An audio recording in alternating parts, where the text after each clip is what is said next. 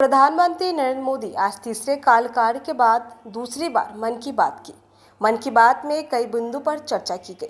आपको बता दें कि भाजपा के संगठन महामंत्री व पूर्व लोकसभा प्रत्याशी मिथिलेश तिवारी ने कहा कि प्रधानमंत्री जब भी मन की बात के कार्यक्रम में बोलते हैं तो ऐसी जानकारी देते हैं जिससे मन भावुक हो जाता है और उत्साह भी बढ़ता है और प्रेरणादायक भी होता है।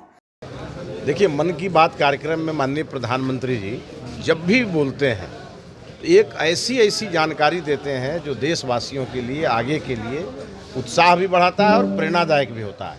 आज माननीय प्रधानमंत्री जी ने जो बात कही उसमें उन्होंने कहा कि मोदी जी के तीसरे कार्यकाल में, मतलब जो 2 बार उन्होंने 10 साल सफल सरकार चलाई, इस बार तीसरा टर्म वो शुरू कर रहे हैं।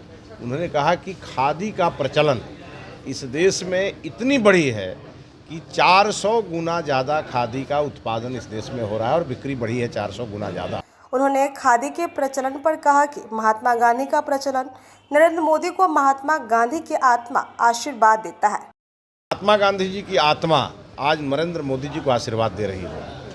साथ ही उन्होंने कहा 150 लाख करोड़ का बिजनेस अगर ये हो, उससे भी ज़्यादा का बिजनेस खादी का हो गया तो ये भारत की आत्मा प्रधानमंत्री जी को आशीर्वाद दे रही है। तीसरी बात उन्होंने कही, हमारे जो बच्चे हैं जो पढ़ाई के क्षेत्र में बहुत अच्छा कर रहे हैं और उनसे बातचीत करके परीक्षा की चर्चा की भी बात उन्होंने की और करके उन्होंने जो अपने आने वाले भविष्य के जो बच्चे हैं उनको किस प्रकार से उन्होंने प्रेरणा दिया।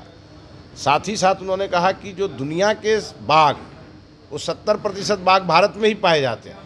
ये सब ज्ञानवर्धक बातें। टूरिज्म, देश का कौन सा टूरिज्म कहाँ छुपा हुआ है, वहाँ लोगों को जाना चाहिए।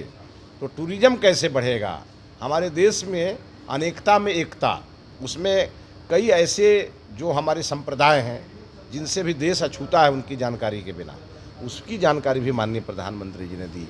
तो कुल मिला के प्रत्येक अंतिम रविवार को जो माननीय प्रधानमंत्री जी मन की बात कहते हैं वो पूरा मन की बात का कार्यक्रम प्रेरणादायी होता है, ज्ञानवर्धक होता है और पूरे देश के लोग मनोयोग से सुनते हैं।